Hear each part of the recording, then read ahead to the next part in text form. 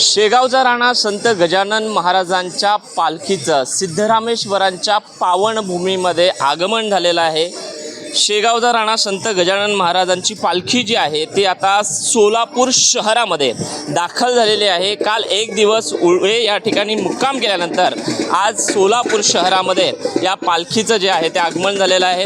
संत गजानन महाराजांच्या या पालखीचं पंढरपूरला जातानाचं हे 56वे वर्ष आहे आणि आपण बघू शकताय की अतिशय शिस्तबद्ध पद्धतीने ही पालखी जी आहे ती पुढे मार्गक्रमण करत आहे। या ठिकाणी बँड पथक आपल्याला दिसतोय, त्याच्या मागे जे आहेत ते झेंडेकरी आहेत, त्याच्या मागे आहे टाळकरी आणि त्याच्या मागे आहे संत गजानन महाराजांची पालखी।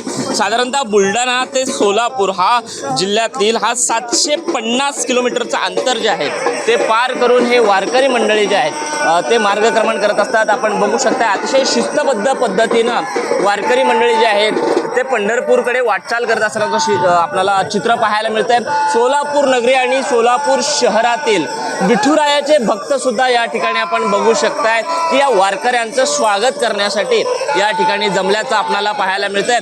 खरं तर फुलं या ठिकाणी यांच्या पायाखाली अंथरली गेलेली आहेत आणि अतिशय भक्तिमय वातावरणामध्ये या ठिकाणी आपण जर बघितलं तर ही पालखी जी आहे ती आता सोलापूर शहरामध्ये दाखल झाली आहे। ज्ञानोबा तुकोबाचा जयघोष आपल्याला या ठिकाणी दिसतोय आणि सोलापूर शहरामध्ये 2 दिवस मुक्काम केल्यानंतर पुन्हा ही जी पालखी आहे ती पंढरपूरच्या दिशेने वाटचाल करेल आणि या वारकऱ्यांना आता जे वेध लागलेले आहेत ते विठुनामाचे आणि विठुरायाच्या दर्शनाचे लागल्याचं चित्र आपल्याला पाहायला मिळतंय।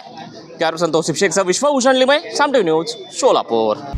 आता isakal.com आहे देशातील नंबर 1 ची मराठी न्यूज वेबसाईट। प्रत्येक अपडेटसाठी isakal.com ला नक्की भेट द्या।